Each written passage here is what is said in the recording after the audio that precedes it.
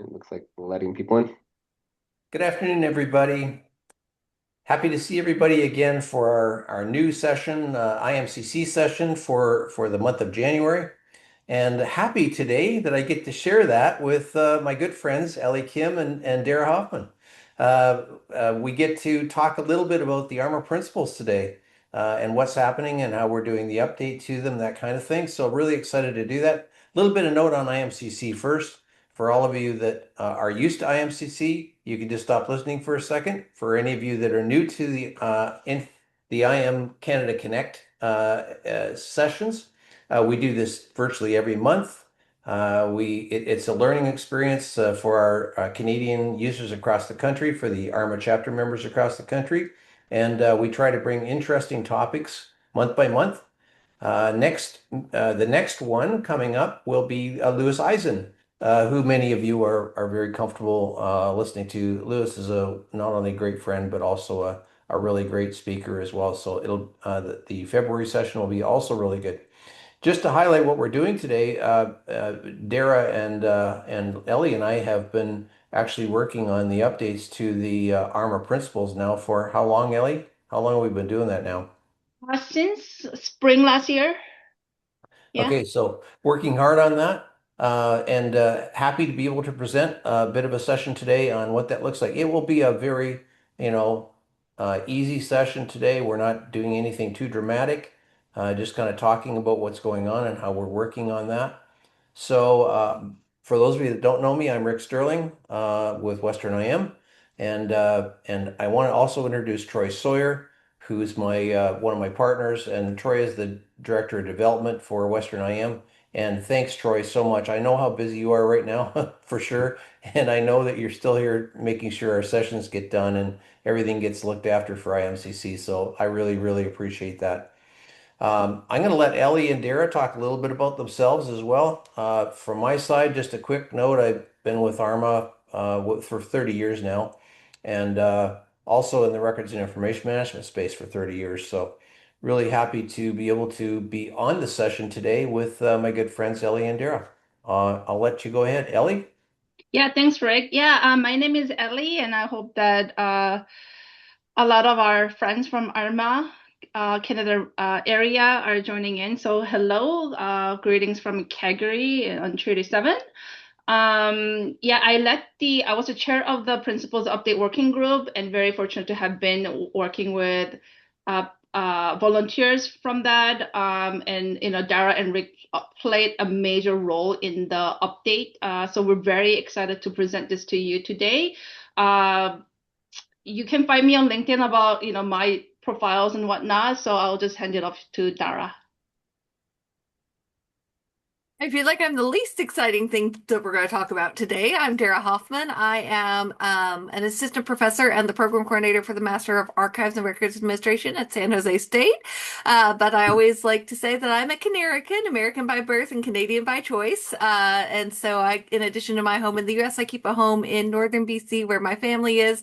And, Army Canada is my home. And I'm really excited to see everyone here today. I see Louis Eisen, who was a huge part of all of this work and continues to be a huge part of it. And yeah, so I'm really excited to be able to talk about this today with Ali and Rick. All right, so we have quite a few things to discuss with you, but again, as Rick said, it's going to be a very informal discussion. So please, raise your hand or submit your Q&A or in the chat. We are happy to, discuss more with you. But largely, we prepared this presentation on four, sections really. Context setting is what is a principle? Why did we need to change? And all that goodies. What is the ARMA principle for those of you that may not be familiar with it? And what changed? Those are, I think, like our biggest questions you may have. So happy to walk over and also share some behind the scenes stories along with it and what's coming after. So very excited to present this to you today. So those of you, they don't really know ARMA principles. It's based off of our main standard out of ARMA International called implementing the generally accepted record keeping principles, or oftentimes in short, we just call it the principles. And it is a foundational knowledge or standard that ARMA has created on record-keeping practices. It is principles based, so we have 8 principles, or we had 8 principles that was represented from here on good record-keeping practices. And it's about, it's a really good foundational book to not only help you build a RIM practices in your organization, but also look for a way to assess those practices and audit. While the key audience for the principle is, of course, records managers, this is written in a way that really anyone in information field can read and digest it. One of the key highlights of the book, of course, is the maturity model and assessment that you can use to help your organization evaluate your RIM practices. So that is one key thing. And it's a practical, though not prescriptive or may not be too technical, but practical standard where we are trying to marry theory into practice in plain language. So really key update I'll be discussing, we're presenting today isn't the update of the book, but rather the main principle. So that's what we'll be focusing on today. So Rick, do you want to give a bit of a history lesson about Sure, ARMA sure. I'd love to, Ellie. Yeah. I was fortunate enough at the time, and we're going back now to 2009, to be one of the 7 practitioners that wrote the original ARMA Principles. 7 practitioners and 3 ARMA headquarters people got together in Manhattan, it was at that time, and we actually wrote the principles over the course of a weekend. We then went away, and all of us were given a principle to deal with for writing the actual narrative about the principle after that. And then we got back together again and went through that over several months or so in that time frame, and developed the ARMA principles through that particular situation. And I just want to say that it's been very helpful for me as a course through the course of time to use the principles in all the professional services work that we do across Canada. Let me give you a little bit going further on. Around 2010, we got back together again and started to do a bit of update to the ARMA principles again. And those were the first time I ever heard the words information governance spoken in a sentence together. So from my standpoint, that was kind of the beginning of the information governance, which I'll complete the story here before we go ahead. But we started to work on the information governance information, or what the information governance professional certification information was going to look like, and working through the IGP information at that time. So let me go forward a little bit. The ARMA principles were working really well for everybody. Lots of people were using them. It was very exciting. And then somewhere along the line, around 2017, or in that time frame, somebody decided that they should change the look and feel of the ARMA principles without actually talking to any practitioners. They just started to change the wording to say information governance instead of information management. So instead of records and information management, it said information governance. And so it changed the whole kind of form of what the ARMA principles were all about. And I think it was very confusing it certainly was, once I saw it happen, and I wasn't part of it, I must say, I'm just going to take myself out of that. I wasn't part of that particular change. I went, holy smokes, why are we doing this? So now we're taking this back to the ARMA principles again, records and information management principles, which will tie in nicely with future work on the information governance implementation model over time. So, did I get it all out there, Ellie, in one place? Anything I should spend any time on? Yeah, I mean, we haven't updated since 2017, and as you know, a lot of things have changed since in terms of technology, compliance regulation, legislation. So we wanted to ensure that our foundational piece out of ARMA still continues to stay relevant. And this is one of the key pieces, especially when a beginner records professional come in, this is the box. So we wanted to make sure this was actually relevant and to our profession. Thanks, Rick. Great. So Dara, go ahead.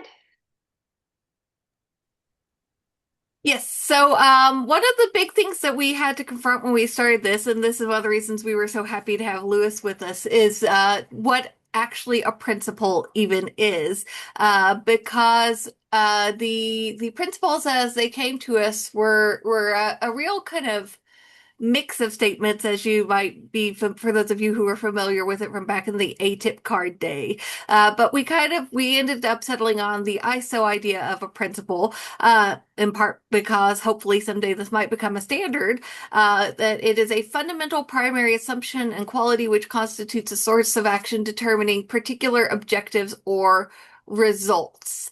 And so that meant that as we re-examined all of the existing principles, both what they are, what they addressed, and their goals, we had to really ask ourselves, okay, is this actually a principle? And if so, how does it, help determine our action within the profession as we move forward on to RIM? Because one of the goals was for someone, and I always joke I'm the useless academic, so I'm perfect for this, someone who doesn't know what they're actually doing can pick it up and say, okay, this is what I need to understand, and this is what I need to do. And so that was kind of what we were aiming at when we looked to revise the principles.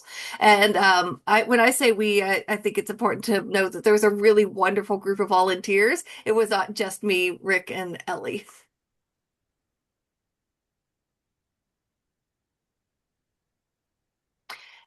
And so when we talked about the idea of intent, we kind of had to think about principles from the perspective of purpose, scope, and applicability. So the purpose was that we would have this really high level, 50,000 foot framework of good practices for RIM. And one of the things that you'll find too is that each principle now has two statements. The first one is what Verna, who was one of the volunteers who works at Starbucks, called a snackable statement, something that explains that principle at a high level in such a way that it could be picked up by anyone. So that if I am going to my CIO or my CEO and saying, we need to make sure that we're adhering to accountability, well, this is what accountability is when it comes to RIM in one nice short sentence, and then a deeper sentence explaining how it applies to the field. And so we wanted this high level framework of good practices that would describe the fundamental attributes of the field and give us consistent practices across geographic boundaries, because as we know, the way RIM gets practiced can very much depend on the jurisdiction in which we live, and of course in response to both culture and regulatory issues, but there are underlying principles that should unite us all as a profession. And to make sure that it works across different industries and organizations of all sizes. And we were really lucky to have Rick, because he works with so many small organizations, to say, if we make something that works for an organization of 50,000, that's not necessarily going to work for an organization of 3 with one person doing all the RIM off the side of their desk. And so that was kind of the intent and the goal as we worked in the groups to revise all of these principles. And so when we think about application, it's meant to be a standard of conduct and a benchmark for evaluating RIM programs. So the next step that we're currently working on is revising the appendices, and especially the maturity model that will come from the new principles. And so it's supposed to be able to provide people with a way to look at their RIM program and to say, what do we need? What do we need to add if we don't have it in place? Is it doing what it needs to do? And is it effective?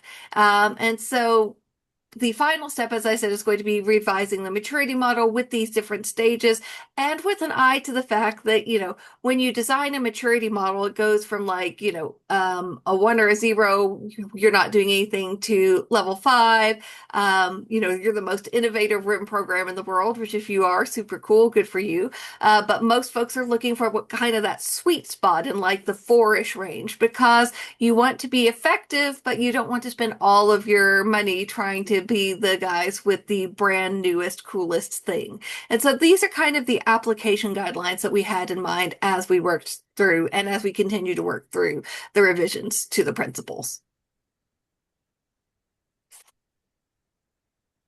So in terms of how we did the update of the principal statement, as Dara mentioned, we're very fortunate to have a diverse group of volunteers. They joined in early or spring of 2025. It was a rather complex process. I mean, it's a pretty seminal in that we are changing the principles. Right, so it's not something that we were able to take lightly. We wanted to do the appropriate research and make sure that different industry groups and people with different perspective and different levels of RIM knowledge actually gather together and make a sense of a new principles. So I think what we are so focused on is really, as Dara said, making sure it's actually principle statement. It's not a rule. We're not trying to be prescriptive, but rather focus on, true principle language and make it as plain language as possible. So it was, we're very proud of the work we've done. For sure, there's a lot more work coming. So I want to just take a moment to, acknowledge our volunteers, and, you'll be happy to know that, half of our group membership are from across Canada. Many of you I know are frustrated with some of the ARMA content being very US focused. Well, we made sure this year that there is diverse perspective included, especially Canadian perspective, as we know that at least 20% of our membership is still from Canada. So, very proud of the work that we've done, and thank you all volunteers for your contributions. So in terms of the audience, I think it's made clear that we really wanted to write this principle for RIM practitioners and IG professionals, but really wanted to ensure that even executive will be able to read and comprehend and be encouraged and inspired to, build a RIM practices within their organization. But we also kept in mind other industry professionals in information fields, such as archivists, legal and IT professionals, even lawmakers, because we really want to treat this as a foundational RIM publication. So as you can see, compared from 2017 ARMA Principles to 2025, it's doesn't look like a whole lot of change, but in terms of how the statements are articulated are significantly different, and we're very happy to share that with you. So in terms of key changes, I'll just go through a highlight, and we're going to really get into the actual principles, and I think we can have a free conversations with our audience around this. But one of the key changes is that we've changed from 7 to 8. So if you look at it, if you look at principle of retention and disposition, we've really thought that was actually not enough, right? That there are different aspects of life cycle management. So we wanted to bring it higher, as Dara said, 50 feet high, and replace it with life cycle management so we can address different aspects of information life cycle. For the most part, the principle statements are same. Another thing that we also brought it to the high level is principle of integrity. So, and a really important piece, but maybe it's more of a medium level deep dive. So we brought it to the high level and replaced it with trustworthiness, which I'm sure Dara will articulate a little more later. So we'll talk about that more. And, of course, where, for the most part, where it says information governance, blah, blah, blah, where it wasn't appropriate, which is in most cases in our statement, we replaced that with RIM. So not just records management or records, we say records and information management or records and information, for the fact that we want to acknowledge that oftentimes information is interchangeably used to mean record. And, record does have information, so it's not completely wrong. So we wanted to be on par with how the industry trend is going. So we wanted to respect that, but not really ignoring the, the theories associated with our profession. Another thing is we wanted to, RIM program is important, but where possible, we try to mention RIM as a practice. and conduct rather than just RIM program. We didn't want to limit ourselves to that, especially when you're working with small organizations. The RIM functionality or responsibilities can still exist without per se a program.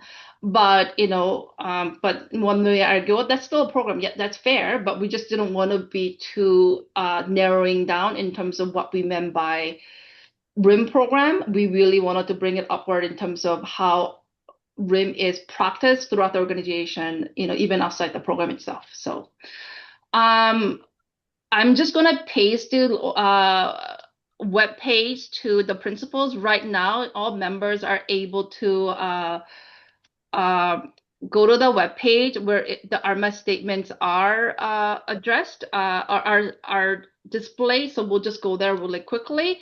But I just want to take a moment to, I think we're good. Okay, so I pasted the link there. I'm just gonna go to the web page so we can just all take a look at it together.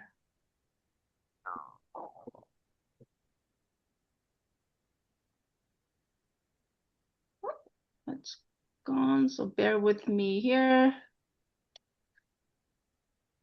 Okay.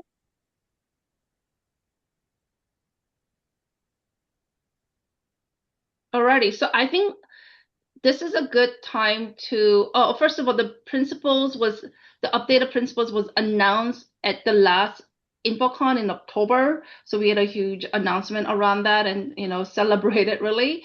So it's been around for a few months, and we also posted on my ARMA community. So we wanted to sort of hear, what our audience thought, our membership thought. So, feel free to, share your thoughts around it. But I thought maybe, Dara, if you can talk about principle of trustworthiness and, why we decided to make the change from integrity. Sure. So the principle of trustworthiness, this is one of the two that got completely redone, this one and then life cycle management. And when it comes to trustworthiness, part of it is that integrity, of course, is an important value for us, but it's only part of a much broader suite of values, including authenticity, reliability, and then accuracy when it comes to determining whether or not records are trustworthiness. And of course, part of the struggle with this particular principle, and we see this with a couple of others, including accountability and transparency, is that these work in kind of two directions in the field, in that part of the purpose of doing what we do is to ensure that our organizations are trustworthy and that they have transparency and that they are accountable, but also that the way that we operate vis-a-vis our records programs has to be transparent and trustworthy and accountable. And so this is one of those principles where we are trying to capture kind of that movement in both directions and the way that the word gets used to mean both things with regards to the field. But especially when you look at archival science, trustworthiness has a very integrity is very formally defined as one of the characteristics of a record that helps with identity, helps form authenticity, right? And so we wanted to make sure that we captured that bigger sense of trustworthiness and not just integrity in this principle, because it is important that as we design our programs and as we evaluate our programs, that we're not just thinking about the integrity of the records that we deal with, but we are thinking about, questions of reliability, how we can maintain accuracy through things like migrations and that sort of thing. And so that's how this new principle of trustworthiness really came to be. Thanks, Sarah. Do you want to also talk about life cycle? Because I think you led that working group for that statement. Yes, for sure. So life cycle kind of came out of us looking at it and going, okay, we have retention and disposition, but where is creation? Where is capture? Where is, that there's more to the life cycle of records than just retention and disposition. And also that we thought it would make more sense to bring them together. And this is partly too, there's been a lot of work on the back end between our working group, the IGIM working group, the glossary working groups, to try to make sure that all of these new standards and products are coordinated, as well as I think it was Keith asking in the Q&A, as well as looking at outside standards like the various ISO standards, the the various NIST risk stand. There's a lot of different standards that kind of overlapped with this work, and so we were trying to make sure that there's a lot of coordination amongst them all. And so when we started really thinking about it, it made more sense to bring retention and disposition into a bigger one called life cycle. And this is not to shade our Australians. We also do address the idea of continuum in the appendix as well. But we wanted to make sure that we think about the whole life cycle because of, as you guys know, coming in at the point of retention after things have been not necessarily done well or correctly can be a unpleasant experience. And so making sure that we have our fingers on the pulse from the beginning, from that moment of creation or capture to the degree that we can, we thought made much better sense for this principle than just retention and disposition. Thanks, Dara. Just want to pause. If you guys have any questions around life cycle or the trustworthiness or comments, we'd love to hear.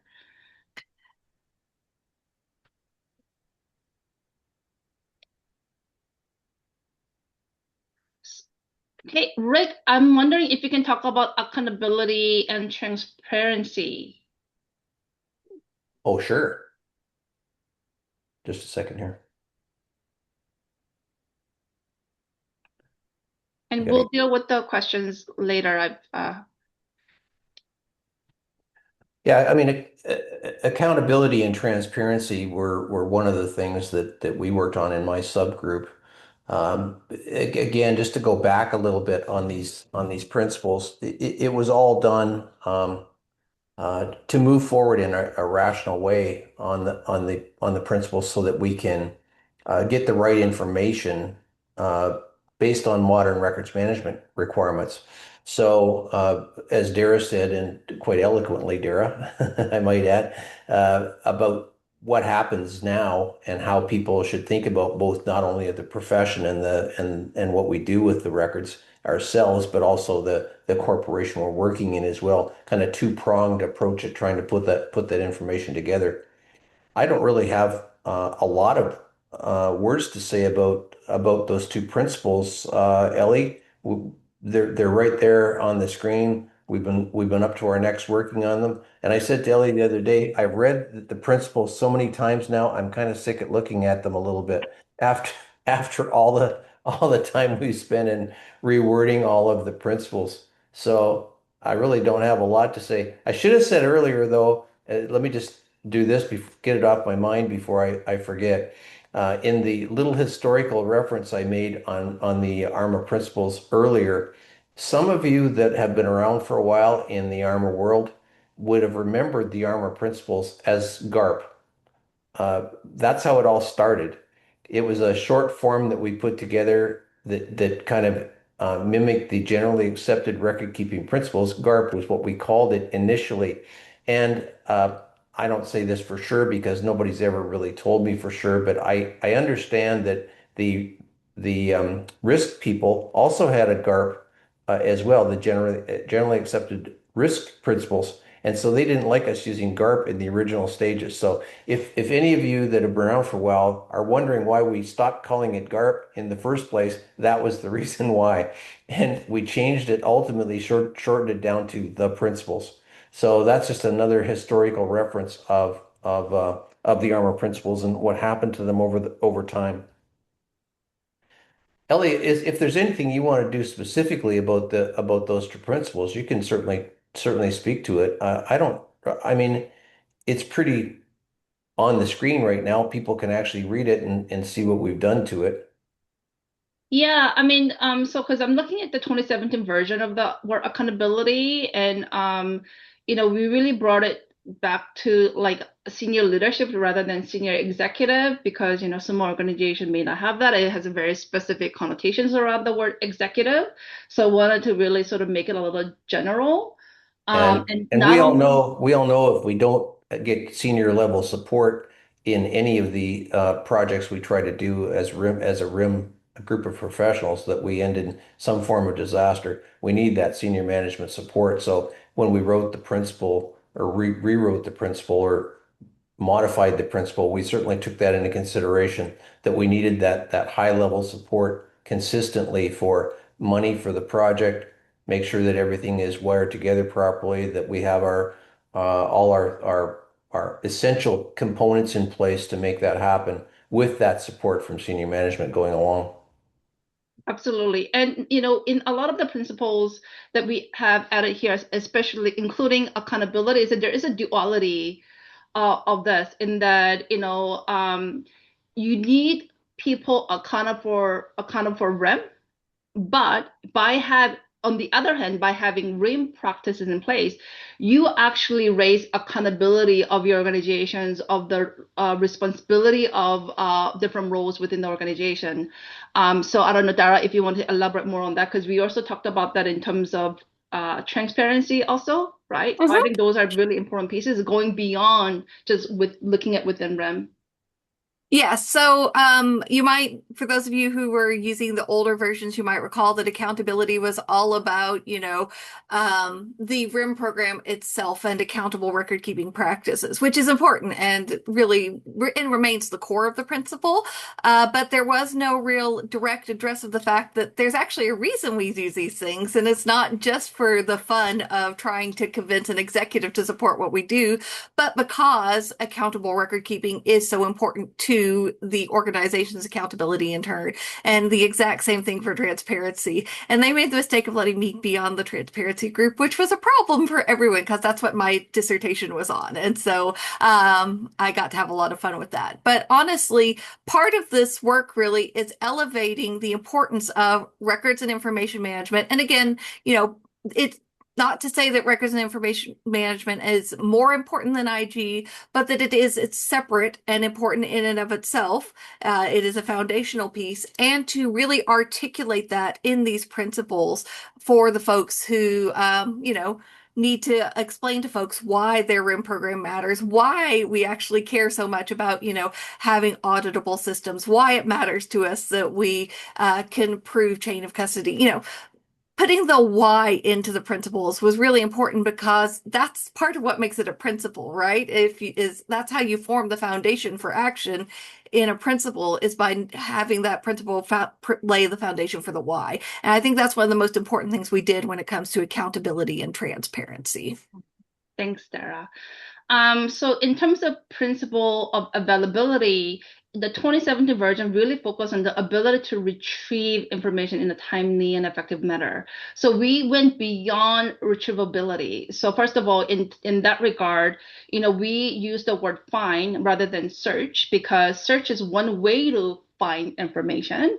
And as many of you know, search is going away more and more. It's still within us, but how we use search has changed. So really, the search is how you get to the outcome, which is to find information. But not only are we looking for find in terms of availability, you have to be able to access it, right, with authorized users, and you have to be able to use it, and you don't want a bunch of unreadable code that you can't really use.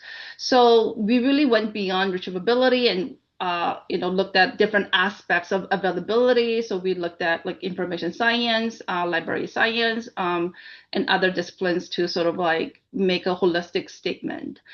In terms of compliance, we really emphasize here like the ethical obligations. I think that's a key and unique aspect of our profession, is that not only is it about compliance, it's about doing good business and being ethical.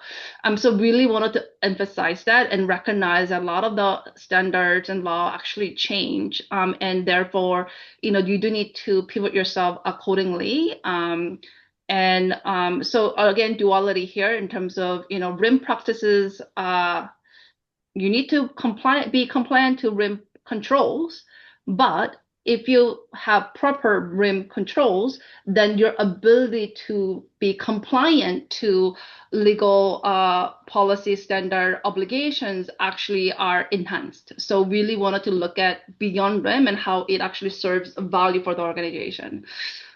So I think that's a good summary of our principles, but I'll just pause here to see if anyone has any questions regarding any particular principle Just We actually have a lot of great questions in the Q&A that I marked for answering it live, if that works for you, Ellie. Sure, yes. So let's go with the open questions. So do you see any challenges applying the principles of data governance? And I'm also going to go to the next question. I think they're similar. Um, oh, it's gone. So someone mentioned about the data architecture framework. So I think they're like similar questions. So really good questions.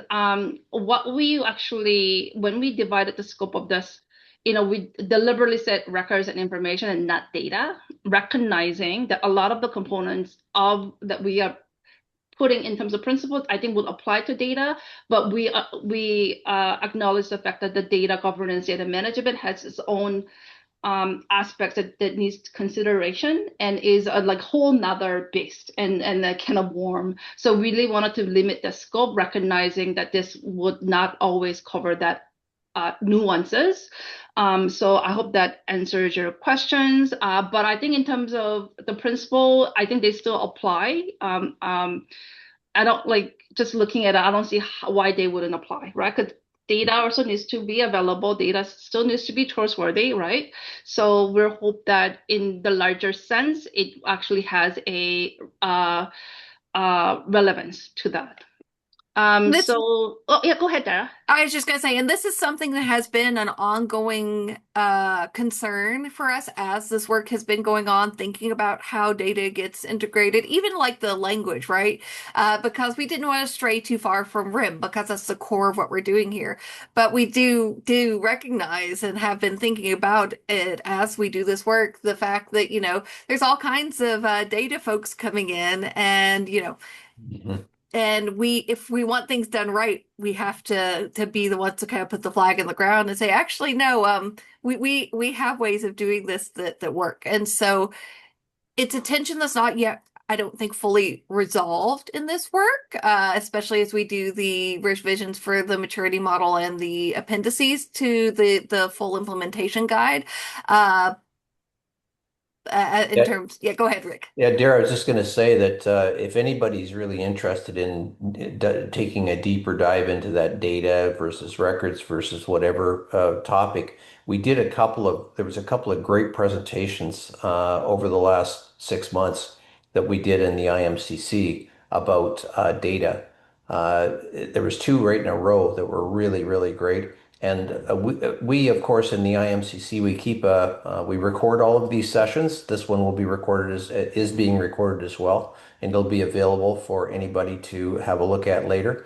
But the same applies to those two data sessions as well, which speak to that kind of issue of data people coming in. Often cases, they don't even speak to the records management department at all. They just often do their thing in a data direction, or what they think the data direction should be. And there's no kind of coordinated effort to bring them together and do the right thing both ways.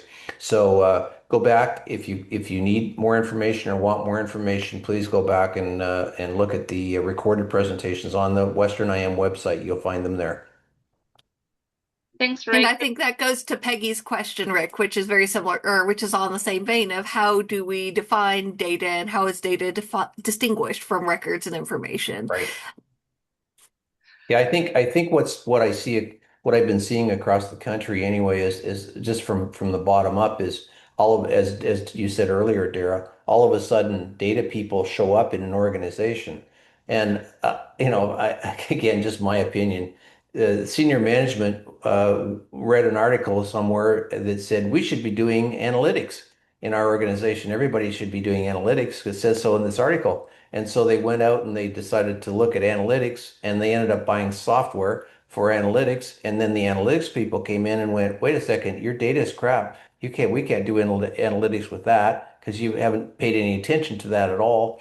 And then they went, okay, how do we fix that? Okay, we have to hire data people to fix that, not knowing that, of course, records management professionals could actually deal with that kind of thing as well. And I think that's how a lot of this started, and it just kind of moved forward. And now, I like the days when we didn't know what a risk person was, and they started to pop up in organizations. Same thing's applying in the data side. All of a sudden, the data people are popping up in the organizations, And that's my biggest pet bitch about that really, as a records professional, is that the data people don't always talk to the records and information management professionals in an organization, and they should, of course. And we have to get more active in bringing those kind of things together and being able to get our message across to the data people that should they exist in your organization. But Yeah, those because recorded presentations, Dara, there's two on there that are really, really good for people that want to go back and see more. yeah, and Keith points out, I think rightly, that the world of business system and applications that are replacing office applications that treat all information as sets of data within the software design are going to pose a real challenge if we don't address the idea of Absolutely. data. And I feel like we should be like honestly, if you look at the idea of data, like if you look at like the NIST standard definition of data, it's Mhm. so broad as to basically be meaningless. And I feel like we have to be more aggressive about saying, actually, when you're talking about data in and of itself, it's meaningless, right? What you care about is the information derived from the data, and that's us. Yeah. I So think you're right. one of the things that I actually is different in terms of data information record is the degree of context and meaning. So the more closer you go to the information and records, the greater it is to have that information has context and meaning. So, and I think this is a good time to plug your glossary, upcoming glossary work, Dara. Yes. So part of this, like I said, we've been working to make sure everything aligns. And so uh, Ellie runs this, and then I'm in charge of the glossary working group. And so one of the big things that we actually spent our entire monthly meeting on this month is how are we actually going to define records and information management and records and information and data? Because we've kind of gone along with what I would almost call like the Justice Potter definition of pornography, which is I know it when I see it. And we have part of the work that we've been doing to really get down to brass tacks is making those definitions really crisp and clear and making and defining them in such a way that it becomes really clear why this profession is the right profession, if that makes sense. Thanks. And I just wanted to also touch Donna's question about where archivists adopt the principles. So we're fortunate that Dara and myself are, have a background in the archival field, and we're both educated in those practices as well. So, if you have noticed, we really wanted to bring in the archival science, not just because, it's better, but it does have its own really lengthy history in terms of how they look at information and records. So we really wanted to harmonize those long centuries old, theories into our modern practices within RIM. So I would hope so, because if you look at a lot of the principles, what archivists care about is trustworthiness of record that they can actually preserve, right? So I think that if organizations really follow the principles, the degree of the quality of the records that will be accessioned by the archives, I think will have better. Again, archivists care about context, right, and all that stuff. So I hope that there is a good transition, but I think it's a good point. I think we may need to do a bit more socialization among the archival field. So thank you for that. And so Irene asks, is there any work in planning to target corporate governance to move IG to the board level instead of being seen lower down the hierarchy or buried under IT governance? So there's another related ARMA project going on that Lewis and I have been really active with on IG and culture and how we bring IG to the forefront of organizational cultures, how we make our organizations better understand it. But that's also part of the work too with making these snackable principles and with the really intense revisions for the maturity model is that we want this to be a very visible set of principles and implementations where it becomes a really easy tool to show that RIM is not just, we're not just the compliance policeman coming to say naughty, naughty, bad records, but that we drive business goals, that we drive business needs. And so, I, yes, would be the very short answer. I think it's important for those that haven't been in the profession for a long, long time either to note that Information governance is a much broader discipline than information records and information management. In my mind anyway, the way I always think about it is I think of information governance having various spokes in the wheel: risk, IT, legal, uh, records and information management, et cetera. So ours is one of the spokes, and I would say the basic spoke of that wheel is records and information management. But we also have other spokes and other disciplines involved in that broader information governance discipline as well. And when we did the ARMA principles, we were very careful not to keep it into that scope of that particular band of information that we work on as professionals in our basic records and information management tasks. So I think it's really important to kind of do that because there will be, and there is right now, an information governance implementation model version 2.1, and there will be work put together later this year starting to work on the information governance implementation model 3.0. And this will certainly mesh in with that whole information governance implementation model 3.0 later in the year.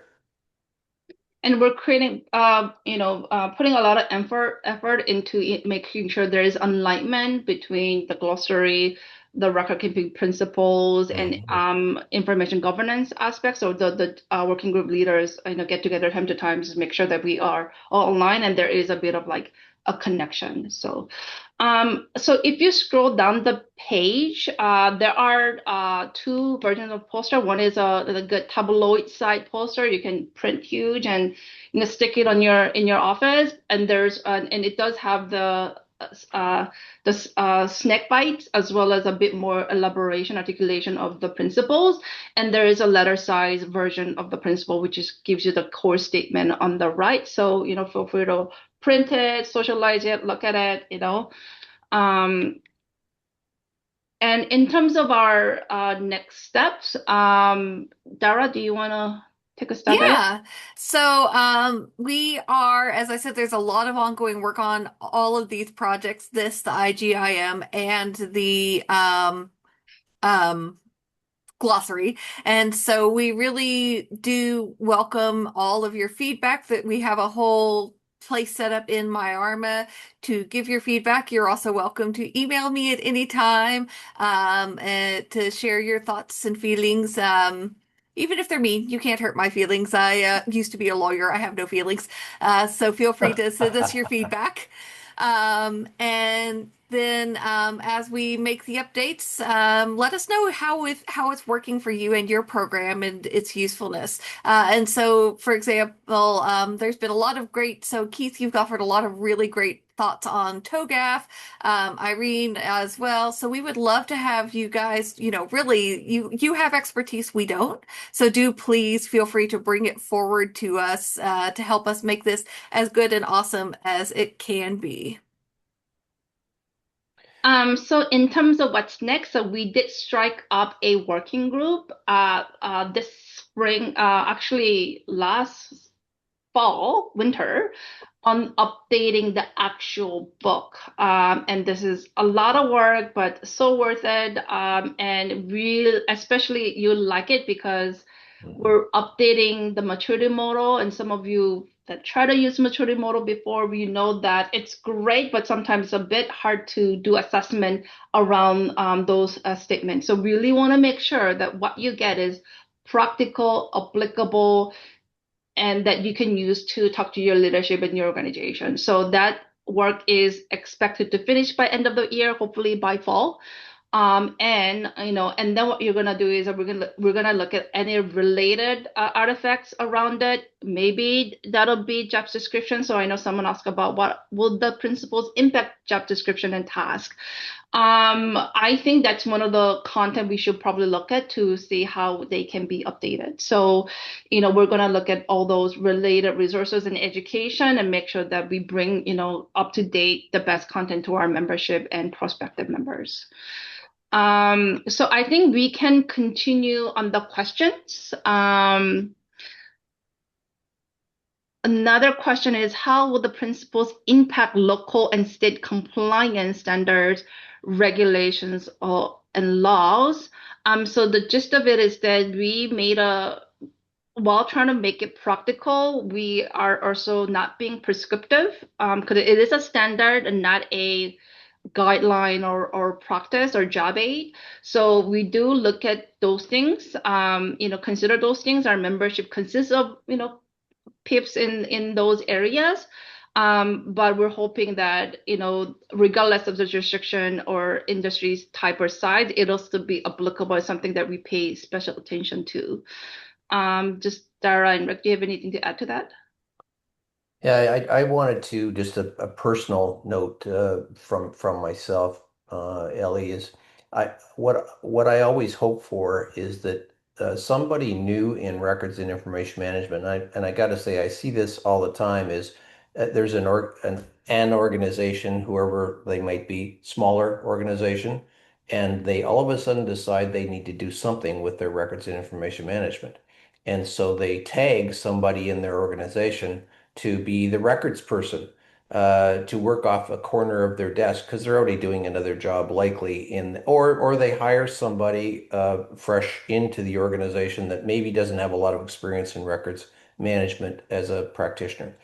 And so the same thing applies. Somebody comes in and goes, now what do we do? Like, I don't know how to do this. I don't know how that might happen. And the principles started out as being a really, really great way for somebody to come into an organization that didn't do records management really, and be able to say, okay, let's find out if where we're at. Are we at zero? We've got nothing, or do we have some things that make sense? And I really, really personally hope that when we're finished with this kind of renovation and update, Ellie and Adara, that those new people coming in can really get useful benefit out of the ARMA principles and the maturity model so that they can take it to a senior management person and go, look, here's where we're at. Here's what we need to do. I'm going to work on this, and they've told me what I have to work on in the things I've read. That it's really, really useful for those people in the smaller organizations that don't have anything now. And that's my personal hope when we're finished all of this. Thanks, Rick. So our next question from Will is, are you looking for volunteers to support some of the rollout of the work? No worries if not. So the working group to update the book itself has been established last winter/fall. We're rolling ahead and actively, but if you have some ideas in terms of how you want to contribute, I'm all ears. So I'm gonna just post my email here. Please shoot me an email and we can discuss more in terms of how you can get involved. So thank you for offering that. Yeah, I also want to thank everybody. Like, this is typical of IMCC. Like, we get such wonderful people coming onto the IMCC sessions all the time, and they come up with such incredibly good questions. This is kind of like a panel discussion at this point. Like, the questions are just fabulous, that come in through the regular crowd. And I look at the people that are on today, and of course I know most of you, so thank you so much for sharing your mind and your thoughts about the records and information management profession, and giving us these good questions. Really, really appreciate it. Thank you. And yeah, I'm really encouraged by the support that you guys are sharing on the chat. If anyone wants to talk about it, we'd love to hear. If you have any feedback, we'd love to hear and meet even. But it means a lot to us. We take this really seriously because this is how we give back and contribute back to our members, our peers. Right. So yeah, so do we have a couple more minutes for questions? Sure. Yeah, we have about 5, 6 more minutes. So Yeah. Donna made an awesome idea, which is that we should develop training material with a facilitator's guide where seasoned practitioners can lead training on behalf of chapters once this is ready. Yeah, thank you, Donna. Maybe we'll loop you in. So again, once we update the standard, we really want to look at how do we capitalize on the updated work, including not just updating existing related resources, but what else can we do to really promote it? Because I think a lot of when prospective members consider ARMA, this is one of the seminal publications they look at and rely on. So really want to see what we can extract out of it. So, and next question, or Louis made a comment, AI typically doesn't distinguish whether it has sourced its content from data or unstructured information. Yeah, you're right. Yeah. So really good point. Dara, if you want to talk more. Yeah, and it goes with the comment Adele made earlier about the fact that, she works with data folks, and one of the big struggles is that they don't have that life cycle management perspective. And I just got done with a research project where I interviewed about 40 CIOs, and the vast majority of whom ended up saying, yeah, we can't actually train the AIs because our data management is crap. And we don't have the I rest my contextual case. information. And so I think that this is one of those things, Lewis, where the AI is actually kind of our friend because it's really revealing, just how right we have been for the last 30 years. Because now people can't do the cool, sexy new thing that they want to do with their Right. data and information. Right. That's really the main driving force. And I got it just telling stories out of school again. One particular client I was talking to, they had a data person on staff. And of course, I actually own the DAMA manual, right? And I've read the 500 plus page book from DAMA as well. And I said to the data person in that organization, so do you belong to DAMA? And he said, what? Because he had no idea there was an actual association that dealt with data, but he was the data person. So it kind of made me wonder, that you'd think that somebody would know that there is an association and there is a 600 page book that they could read. Anyway, just bitching again, whining.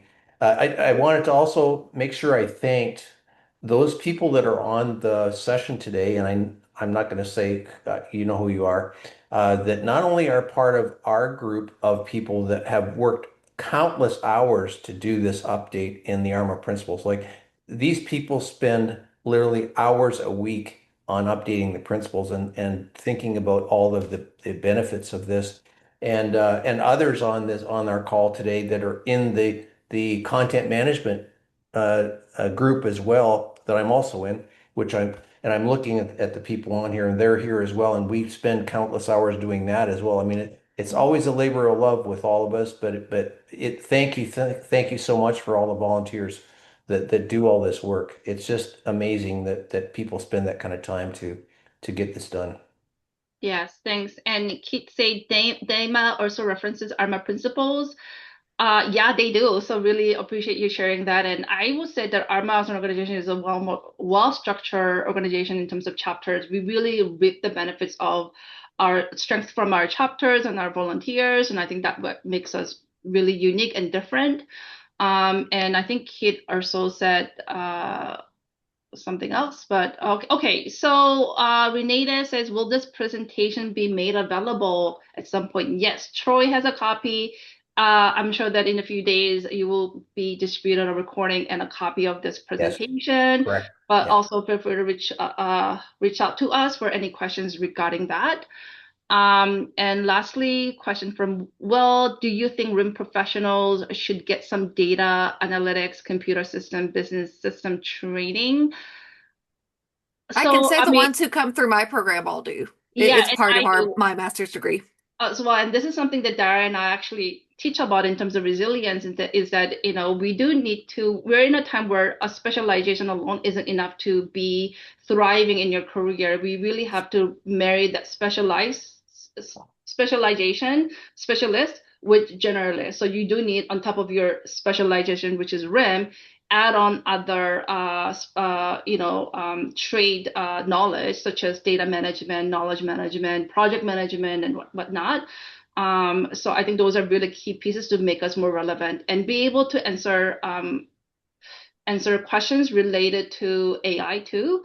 And I think a lot of people, when they have a record question, they actually think that they have data question, right? So I think from that regard, I think we need to be able to speak different languages. But Dara, if you want to add on.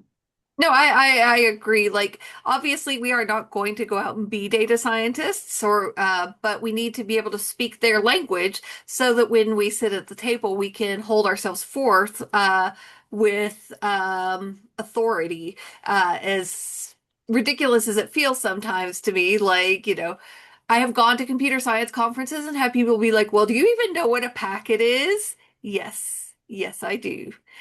Because there's a certain hierarchy within organizations, unfortunately or fortunately, to the ways we think about IT and information. And if we speak their language as well as our own, I think we can speak a lot more forcefully and convincingly.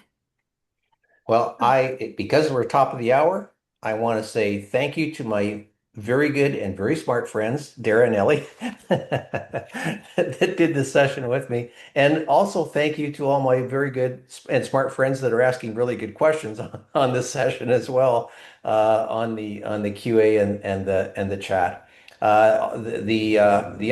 The recordings will be up there within a couple of days. Thank you, Troy, for looking after us through every one of these IMCC sessions, and look forward to getting the information very quickly on Lewis's session for next month. Thank you again, Lewis, for being our IMCC speaker for February. Thanks so much. Everybody have a great rest of your Thanks for your week. time. And thanks again, Darren and Ellie. Bye, everybody. Thanks. Bye, everybody. Thanks.